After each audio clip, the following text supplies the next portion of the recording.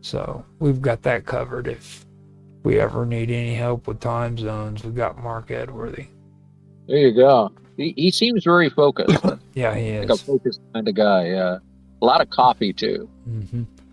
Coffee and cigarettes. Well, every time I see him rolling those up, I think, oh, I want a pipe. That there we go. That's how the human mind works. We imitate. Yep. That's how commercials work. You see the people, they're going to Burger King or whatever. I want to go to Burger King now. You might hate Burger King, but you just saw it on TV. So Yeah. As a matter of fact, you have brought up a good topic, a good thing that you brought into on one of your posts. You mentioned the Matrix. It, oh, it, yeah. that was I'm gonna try to see if I can pull it up. I went in there and wrote a bunch of crazy stuff, but I wanted to read this and get your take of it, because this one, this is good. I mean, this is really good. It says you finally escaped the Matrix, only to discover a more matrixy Yeah, Matrix. yeah. More matrixy makers, yeah. Okay, so do you think you can kind of give us a little bit of an explanation on that one? Because I kind of have an idea, but I'd like to hear you bring Well, it up. no, it's just a beam, man. Um, uh, but it's if it uses that illustration, which is a woodcut done by a guy by the name of Flammarion. Um, of It's generally called the Spiritual Pilgrim Discovers a New World, Mhm. and a lot of people listening have probably seen it. And it's about a guy who has reached the edge of the sky, and he's looking underneath the edge of the sky out into the wider world, the wider universe, and it's all these like wheels and rainbows and thunderclouds, and it's like basically all the mechanism that runs the universe. So in this version, he's instead seeing something more like the Matrix. I think it's basically an update to the original idea of the woodcut, which showed that if you could get past uh, the doors of perception, let's say, if you could open the doors of perception, you would perceive things as they are infinite. If you could get past what we simply encounter and endure through our senses, if we could get past our senses, we would see eternity and everything and this and that. And that was, I think, the original idea of the woodcut. But in this version, it's saying that once you get past this illusion, you're very likely to find another illusion behind that. And I think that's often the way with people pursuing the so-called paths of spiritual awakening, because and this ties in with the arrow flying straight to hell. These techniques that are taught in Buddhism, and to be fair, in other traditional, like in yoga and other schools of attainment, these are techniques of how to control your own mind, how to release yourself from certain mental states, and if they're taught to you piecemeal or just bits of them, they can be used as a kind of mind control technique. Again, it's really an abuse, although sometimes I think it's simply that the people themselves teaching are ignorant. They just take bits and pieces of different things that work, get people to meditate this way or do this breath exercise or this kind of yoga exercise for so long, and feed them this or have them fast or give them this kind of drug, and they're going to have this effect, and then you tell them it's this. And the story that Marco Polo told of the old man of the mountain, Hassani Sabah, that our friend Satori D, hello Satori, if you ever listen to this, draws a lot from as imagery. And Hassani Sabah was the head of the Ismailian sect of Islam, colloquially known as the Assassins. Yep. And they basically had a network of fortresses and exerted quite a bit of political influence in their day. They were finally wiped out by Hulagu Khan when the Mongols came through, and they just wiped out everything. But in Marco Polo's story, they were explaining how they got these people to be assassins. And these guys would... Someone said Hassani Sabah made modern men of his contemporaries, and they did not like it. He invented the first sleeper agent, as they're known in espionage today. And a lot of people know this story, but if you were an assassin, you might be assigned, well, go to such and such country and get a job with the king. And that guy might go there, and he might be there for 20 years, 30 years. He might be the vizier, a top trusted guy. The king thinks you can't get a better. He's worked for me for 23 years. I can trust this guy. And then he gets a message, kill the king. And he does it. And he doesn't care if he's captured, if he's tortured. He's going to heaven because he is dying at the orders of his religious leader. The head of the sect was considered to be semi-divine. And but they couldn't figure out why they would do this. So Marco Polo came up with a story, and this was the story that was told, was that when Hassan recruited you to be an assassin, he would bring you to Alamut, which was this castle, stronghold. And behind the castle was a valley. The only way to get into the valley was through the castle. It was this hidden little valley. And what would happen is you would come there and you would be drugged, unconscious. And when you awoke, you'd be in the valley. And there would be fountains flowing with wine. There would be beautiful girls who would do anything you wanted. There would be all the food you wanted, including forbidden foods that you weren't allowed to eat. Bacon was available. You just had the most amazing time. And then you were drugged again. And you passed out, carried back into the castle. You woke up, and there was Hassan. And he said, I have the power to send you to paradise in this life. I have just sent you to paradise. If you die for me, you will return there on death.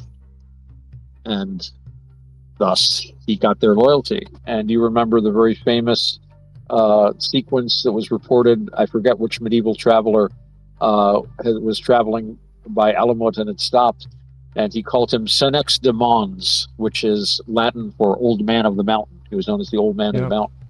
And they later used this in the Conan the Barbarian movie, but in the he was saying to Hassan, it's like, well, we have very brave soldiers, in France. He says, I'll show you bravery, I'll show you devotion. And he just gestured to somebody that was on top of a tower. One of his watchmen just made a gesture. The guy just threw himself off. Yep. Died. Said that's devotion. And of course, we remember that with Thulsa Doom. Yep. Steel is strong, but flesh is stronger. So now, according to the legend, this was because his devotees were drugged with hashish. Thus, assassins derives from the word hashish, and that this was the drug that he used to transport them to paradise. Now, I know a lot of potheads. I smoke a lot of hash myself. I've never really thought that I was in paradise or not. I don't think anyone can fool me. But dude, you got really strong shit here, man. But I'm not going to kill myself for you. There was something else going on there, if it even happened at all. Just this whole idea of using your ability to manipulate. When you learn how to manipulate your own mind, and I talked about this in that short little video I did about the arrow flying straight to hell. I think you might have seen it.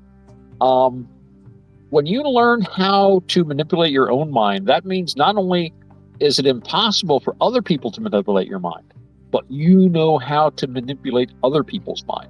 Mm-hmm. And we all are good at, I don't like to use the word manipulation because that's got like a connotation of there being some malice behind it. But we all, when we communicate, we affect each other's thoughts by not just our words, but the way we speak, our gestures, our body language. There's less of that on the internet. Hell, even our pheromones, our electromagnetic fields. Communication functions on many levels. And when you have this knowledge, you can affect people's minds more directly.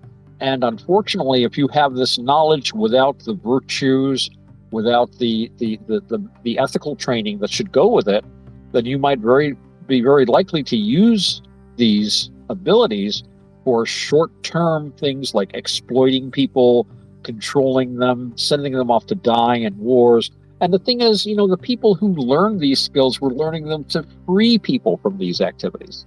Mm-hmm. They never intended that someone would take a part of their teachings and use it as a mind control device. And, that's why all these old mystic traditions were always very secret.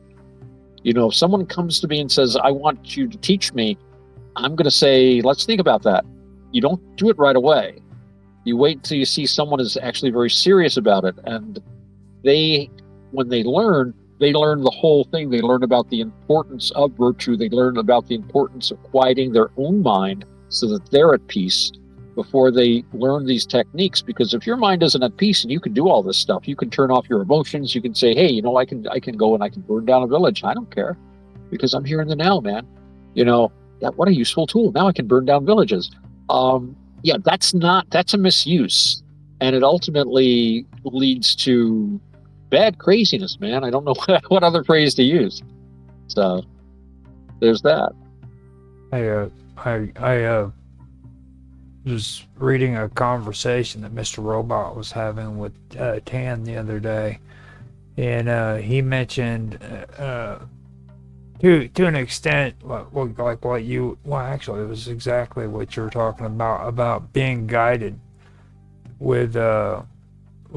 by somebody, and it's just not anybody, you know what I mean? It has to be somebody who specializes in spiritual practices that needs to be like your mentor, your guide, to be your, I call them accountability partners.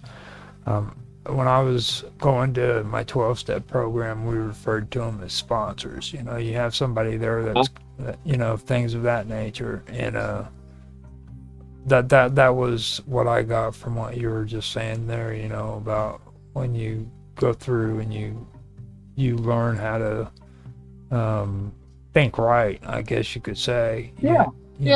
New and better patterns of thought, better habits of thought, because so much of it is just habit too. And when I first heard about it, it was, like I said, it was in a 12-step program, and they said it in a weird way. They would say you have to learn how to accept the lie, because my reality was a lie in the first place at that moment. Right. I was living a complete lie. I was in full flight of reality, and everything that I thought was just crap, basically, was actually the way people should live. You know what I mean? So to me, I had to learn how to accept that lie so that I could actually pull myself out of the horrible life that I was in. You know what I mean? You had to recognize it for what it was. Mm-hmm. And stop fooling yourself. Yeah, that's classic. That's exactly what I was talking about taking on that identity. Mm-hmm. You took on the identity of, was like, I don't want to be one of these squares from Delaware, man. I don't want to be one of these straight guys. So I want my cafe rum royale in the morning, followed by, go hit the bar or whatever, whatever your thing was. And that's kind of like what I was saying, how you're living in your head in this little headspace you've created. Mm-hmm. And once you see that's a lie, you can look around you more clearly. It's not being filtered by those definitions you had, like you were saying, saying you didn't want any part of that. That's just no way to live. Well, who was saying that? Right. And you can't believe that person. But when that's gone, then you can just look at it and say, hey, it's kind of nice not waking up with a hangover or getting into fights with people. This is actually pretty cool. And I think the 12-step program, I was never in a 12-step program myself, but a cousin of mine was in a 12-step. He was in AA and NA. He was a really, he was the pirate. Remember the thing about me being a pirate? Yeah. Yeah, that's how I was. I always said that very technically I was a pirate. And the fact is that he was a pirate. Mm-hmm. And I worked for him for a while. So that made me technically a pirate, although I never went to sea or did anything piratical. But he was a maniac, and he was into very hard drugs. He was a drug dealer. He was a biker. He killed people. He did some jail time for one.